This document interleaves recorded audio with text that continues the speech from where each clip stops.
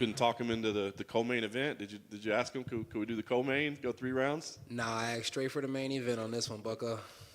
What's the feeling like right now? I mean, obviously the energy that you walk in the room is a lot different than it was a couple weeks ago. So what's the feeling like for you right now? Kill or be killed. Go out there and get the kill, get the job done. Go home, you know what I mean, and do my thing. Obviously you got a lot of criticism after the last performance, right? I mean, even from Dana himself. So is there something that you've seen that's bothered you, or is it something within yourself? Like why the difference right now? Just here to do the job. You know what I mean? It's like everybody wanted Big Mouth until Big Mouth failed. Now they don't want Big Mouth anymore. So as far as I'm concerned, I'll go out there and do what Trailblazer does, collect my dub, and then take my black ass back home. I was gonna say that's the tough part, right? Is everybody thought it was entertaining until you lose, and then now it's not entertaining anymore. Like you shouldn't be acting that way.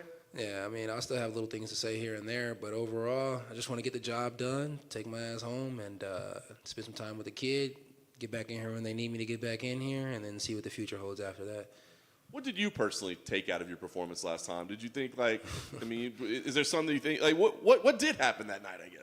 I guess you could say I'm a little delusional. I feel like at the end of the day, I knew I was losing on the scorecard, but at the same time, it's like, how the fuck do you grant a guy a win for laying and praying for 20 minutes? And when the fuck do you stand the fight up? If you don't do none of those, then, I mean, hey, it is what it is. You know what I mean? And it's like you go back and you watch the Darren Till versus Tyrone Woodley fight. How many times they break that fight? How fast? How quick? How this? How that? You know what I mean? Then you got me here locking this man up. He ain't doing shit. And you don't stand the fight up. It is what it is. What I took away from it is the same thing my son said. Daddy, don't let a man hump you anymore. So I won't let the man hump me anymore. Fair enough. Do you have any regrets at all for anything that happened in that fight? No regrets at all. No regrets for talking to Khabib. No regrets for people being upset. No regrets for anything at all. I seen what I needed to see. People's reactions gave me a lot. Now here I am. I'm stepping up last second, giving you guys what you want. Like Chael Sonnen said, I owe the people one. This is me giving the people what I owe them. I plan on getting what I feel like I owe myself as well. I'll get those. Like I said before, I'll take my ass home, and then we'll see what's next. It is what it is. The people can be sour after I fuck their money off once again. They talk about how they bet all that money on me, but bet money on Marvin. I'll take that money. My people who really believe in me, they'll bet some on me. They'll bank in the money that they missed last time. And like I said before, I'll go home and I'll have a good time. Wow, is that Amanda Nunes right there? Oh my God, you're the GOAT, the real GOAT. There we go. Yeah. Did you have a conversation with Dana at all? Did you speak with him between then and now? Dana wasn't really happy with the performance, and I can understand why he wasn't happy with the performance. He's the boss. He was looking forward to me doing certain things to Brunson so, it could bring better revenue later on. I don't think Brunson brings good revenue to the game or to the sport, so I could feel where he was upset from. Everybody else who was upset, shut the fuck up, you know what I mean? So, yeah, I can understand where the boss is upset from. I understand where the boss is coming from 100%. Have I talked to him? Here and there, he's had things to say, and best believe I've had open ears and I've listened. So they still put you back in here, right? So does that mean that, hey, maybe they do have faith in you, that they gave you a main event opportunity on ABC? I think there were some things that I needed to work on before I got this main event, but at the same time, when the company needs somebody to step up, I'm here to step up when nobody else will. So I think it was one of those situations where it was, I think Trailblazer needed to be here, and I'm here. I certainly understand and respect your approach. Is there any part of you that's sad that you can't mess with Marvin a little bit more? Because he seems like a guy that you could wind up pretty dang good. No, I can mess with him. I'm mess with him in the cage. You know what I mean? It's like at the end of the day, he's going to get toyed with. You know what I mean? The work with Marvin's head has already been put in. You know what I mean? So when we get out there, I'll show you guys exactly what I mean. Nice. Last thing for me, wins seem to change everything, right? People have short memories. So, a win here obviously puts you back to the top. But what kind of fight do you think we see here? 'Cause I think that's the mystery, right? Everybody wants to know, no talking at all, still a little bit of a showmanship in there. What kind of fight do we see? I'm always going to have showmanship. You know what I mean? That's just who I am. What we look forward to seeing in there is we look forward to see good, consistent work. You know what I mean? And that's what I'll give you guys: good, consistent work with a little less talking. And that's what the people want. That's what the people will receive on this one. So, Kevin, when you got out of the cage, got home, started checking your phone, and you saw the reaction from fans, did you understand it, or were you completely taken by surprise that they were quite so pissed off at you? No, it didn't really bother me too much. At the end of the day, you kind of understand what you're getting yourself into with the MMA game. They're new fans. It's a new sport. It's still new today until it becomes old. These people, they don't know what they want. You know what I mean? So it doesn't really bother me. They can say what they want to say, and they can do whatever they want to do. They don't pay me, and none of them would say it to my face, so it's no big deal. When Dana's pissed off at a fighter, it's not every day that they get a chance at redemption just a couple of weeks later. So the chance for you to step in and say, look, boss, like I heard you, this is a good performance. Are you happy that you get that? Yeah, I mean, definitely happy I get to make the boss happy, you know what I mean? I still got to go out there and do it, you know. Definitely heard him loud and clear. It's up to me to show him. So, you know, yeah, it's nice to be able to get back in there as soon as possible and right the wrongs. But at the end of the day, you know, all those wrongs that people feel like I need to right, at the end of the day, you have to go back and watch that fight again. The man did nothing. You know, the only person that was in there really getting active and really doing something was me. Even on bottom, I was still smacking. You know what I mean? He was praying, I was smacking. So, yeah, it feels good. It feels good to go out there and to get a dub on this one. It's going to feel good. But we'll see until we see. Dana aside, referring back to the fans, and I can understand why you might sort of question why they're so angry at you, because they were big fans of your sort of activity before. If you win on Saturday, which is going to feel more strong inside you? See, I told you I was still good, or how about fuck you, none of you are on my side until, you know, since you showed me your true colors? It's a double whammy, you know what I mean? It's fuck you, a lot of you aren't on my side, and it's yeah, look, you know, I'm the shit.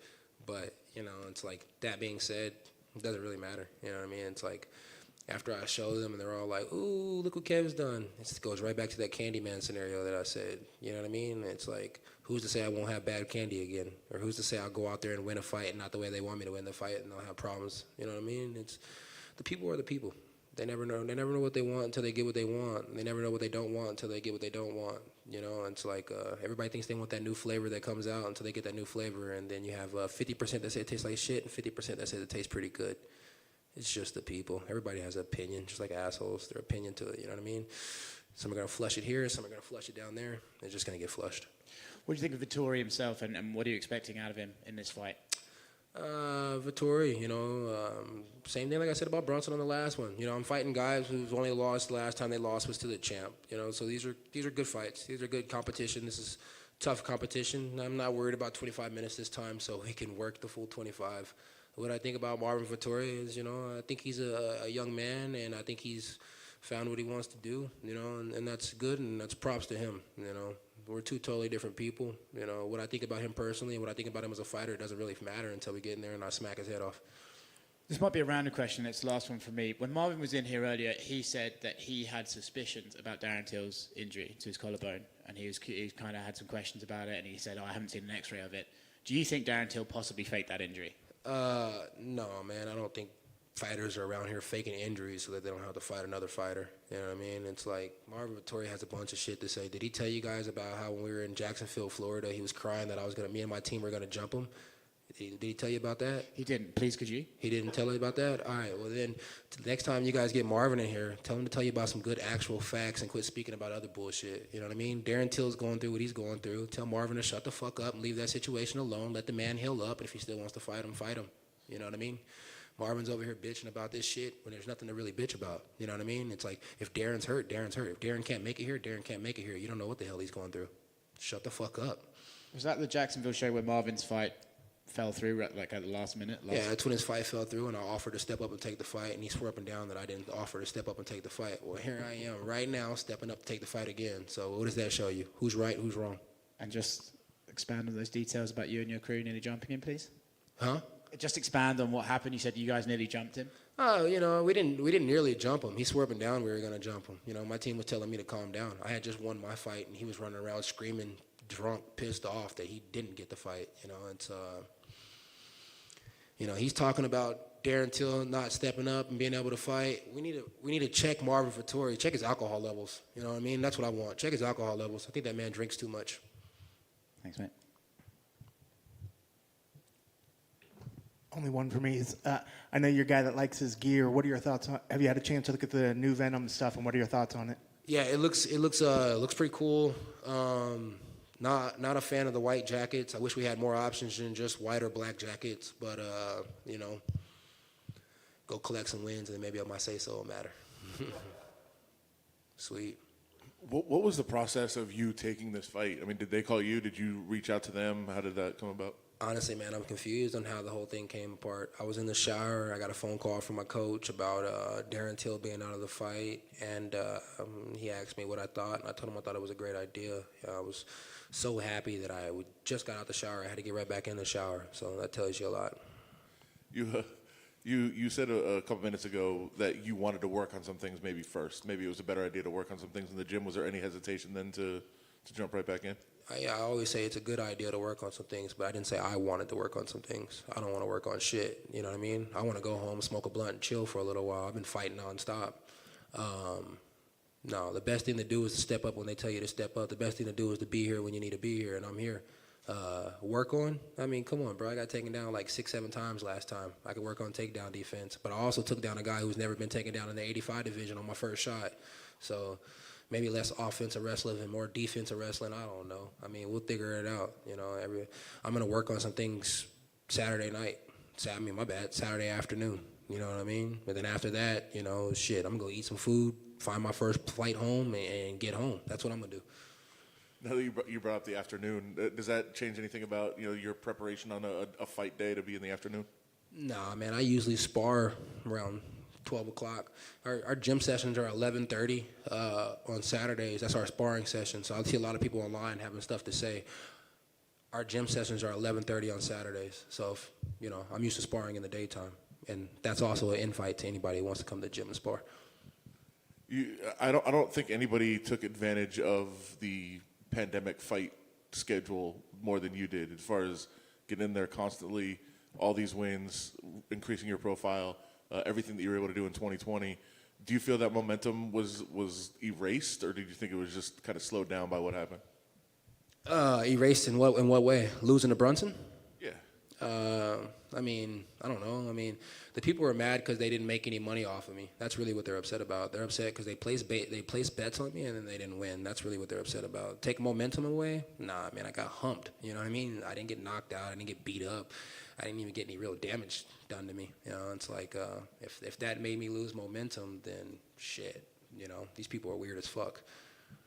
I think if people hear you say you might talk less in the fight, maybe that might not be what a lot of people want. A lot of people like you because you do it that way. They need to decide what they want then. Stop saying you don't want big mouth. Stop saying you want me to be quiet. You want me to be quiet, I'll be quiet. You want me to talk, I'll talk. You don't know what the fuck y'all want. You know what I mean? Well, my question is, it doesn't matter what people want. I mean, if you win. It does matter what people want. Because what people want is what pays the bills. Okay. You know what I mean? The more fans that you have to tune in, the more fans that are happy, the more money that the company can make and the more money that I could possibly make. I'm a company man. I don't think anybody understands when I say that I'm a company man. I'm a company man. I was raised with my grandparents. They had their own business. You know what I mean? So I understand business. I understand that Derek Brunson's bad for business. So my goal is to get back to Derek Brunson, make him retire and get out of the game. You know what I mean?